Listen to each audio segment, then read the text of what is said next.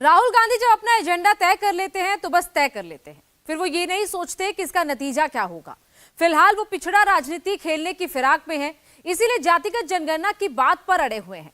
वो प्रधानमंत्री मोदी को चैलेंज कर रहे हैं, देश का एक्सरे कराओ, जाति की जनगणना का डेटा सामने लाओ। मगर सवाल यह है कि कांग्रेस को इसका कितना फायदा मिलेगा। मंडलवाद के उभार ने कांग्रेस की राजनीति को मटिया मेट कर दिया। हाँ, मोदी को इसका फायदा मिला, कैसे, इस रिपोर्ट में देखिए।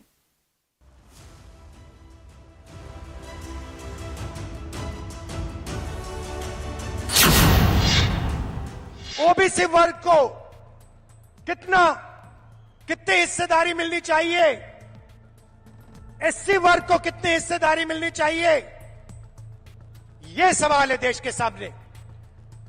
इसीलिए हमने कास्ट सेंसस की बात की है, इसीलिए हम कास्ट सेंसस चाहते हैं, जाति जनगणना चाहते हैं और हम करवा के दिखाएंगे। जाति जनगणना की मैंने बात कर रखी, पार्लियामेंट में रखी, हम करवाएंगे। चाहे बीजेपी करवाए ना कराए, हम उन पे ऐसा दबाव डालेंगे, उनको करना ही पड़ेगा। अगर नहीं करेंगे, परे हो जाओ, हम करेंगे। छत्तीसगढ़ की सरकार ने काम शुरू कर दिया, कर्नाटक की सरकार ने काम शुरू कर दिया, राजस्थान की सरकार ने काम शुरू कर दिया। कहां तक भागेगी बीजेपी, कहां तक दौड़ेंगे? मध्य प्रदेश में हमारी सरकार आएगी, पहला काम हमारी सरकार का सेंसस कर देगी। राहुल गांधी की सियासी सुई जाति जनगणना पर अटक गई है। राहुल गांधी की राजनीति 24 के चुनाव तक जाति के सहारे है। राहुल जाति की मशीन से देश का सियासी एक्सरे करना चाहते हैं।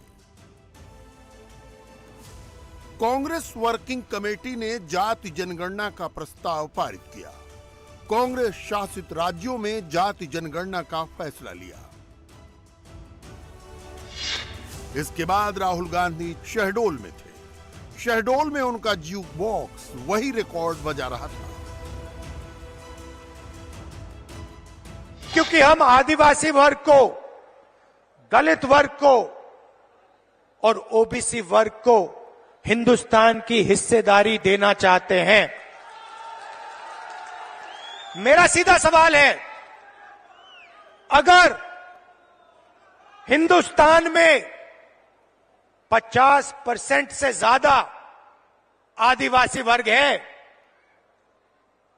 तो दिल्ली में 90 अफसरों से सिर्फ 3 ओबीसी वर्ग के क्यों हैं?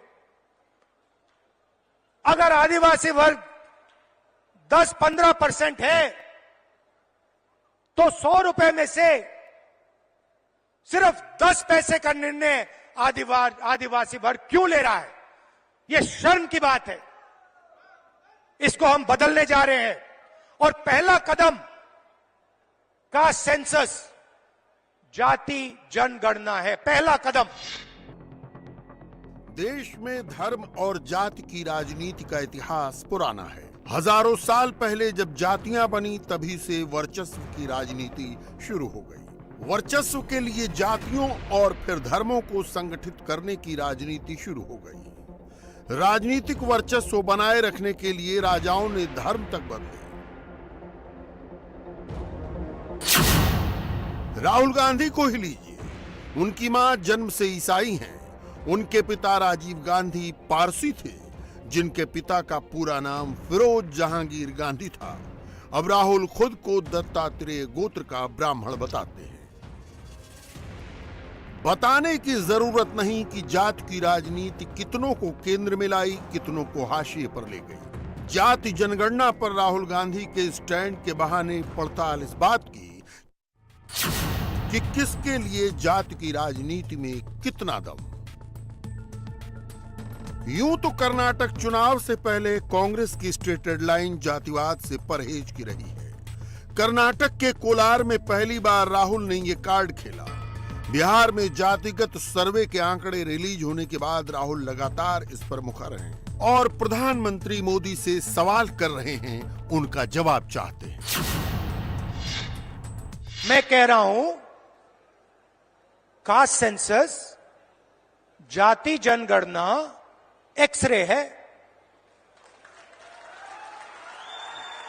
आदिवासी वर्ग को चोट लग रही है, ओबीसी वर्ग को चोट लग रही है, दलित वर्ग को चोट लग रही है। चलो पता लगा लेते हैं, एक्सरे कर लेते हैं, दूध का दूध पानी का पानी हो जाएगा, साफ हो जाएगा पूरा। अब मैं नरेंद्र मोदी को चैलेंज दिया, मोदी जी आप प्रधानमंत्री हो, देश का एक्सरे करा दो। कांग्रेस पार्टी ने जाति जनगणना की थी, उसका जो डेटा है मध्य प्रदेश की जनता के सामने, ओबीसी युवाओं के सामने रख दो।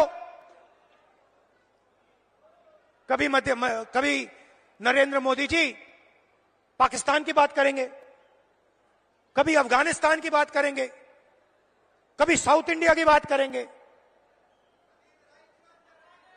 क्या मतलब इधर ध्यान करवाएंगे, उधर दिखवाएंगे, ऊपर दिखवाएंगे, नीचे दिखवाएंगे। अरे नरेंद्र मोदी जी का सेंसस है, जाति जनगणना, उसके बारे में अपने भाषण में बोल दीजिए।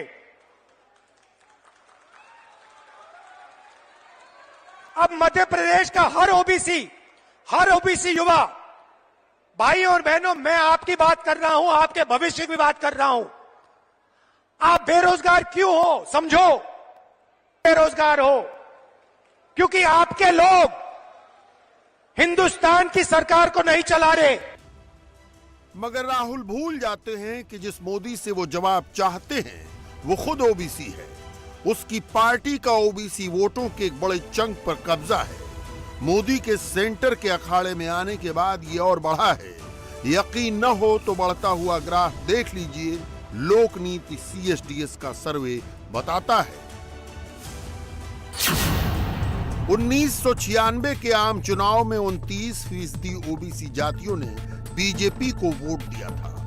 जब 2014 में मैदान में मोदी आए तो 37% ओबीसी वोटर उनके साथ था। 5 साल बाद ये ग्राफ मोदी के साथ 44% तक चला गया। इसमें खुद मोदी का ओबीसी होना भी काम आता है। ओबीसी वोटर खुद को मोदी के साथ आइडेंटिफाई भी करता है और रिलेट भी। राहुल गांधी के साथ ये नहीं है। राहुल गांधी एलीट दत्तात्रेय ब्राह्मण है।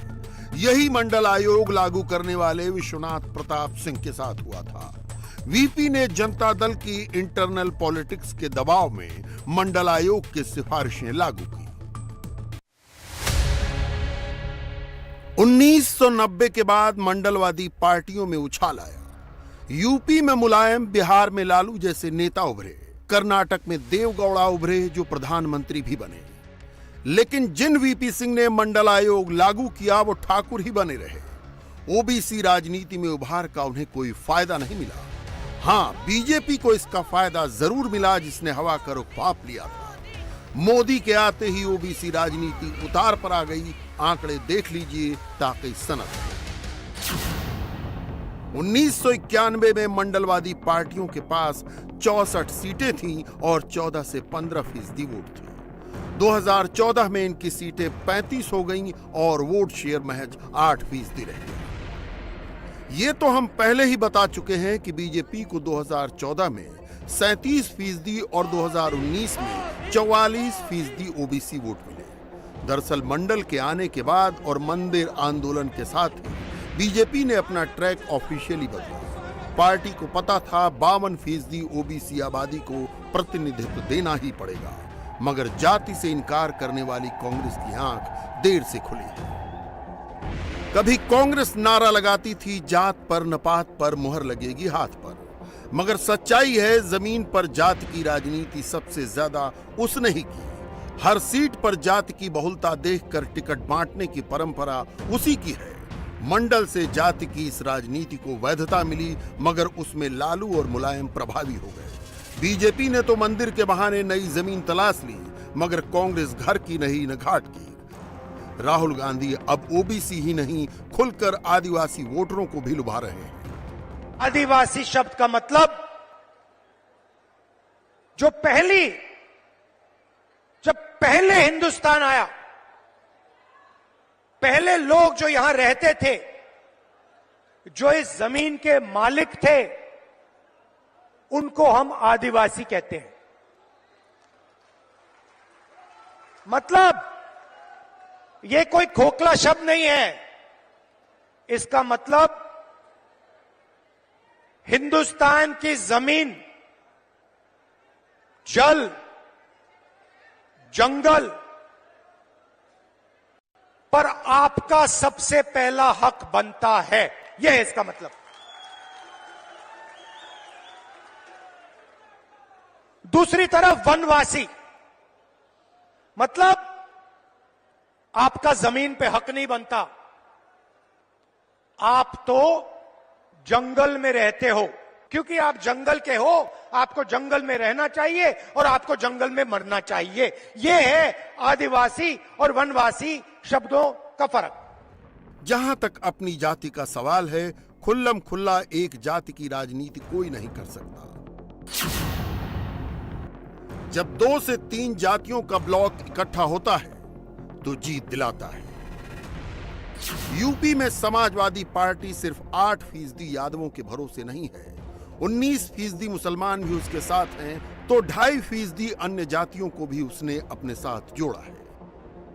यूपी प्रभारी बनते ही अमित शाह ने गैर यादव और गैर जाटव वोटों को मिलाकर कमाल कर दिया।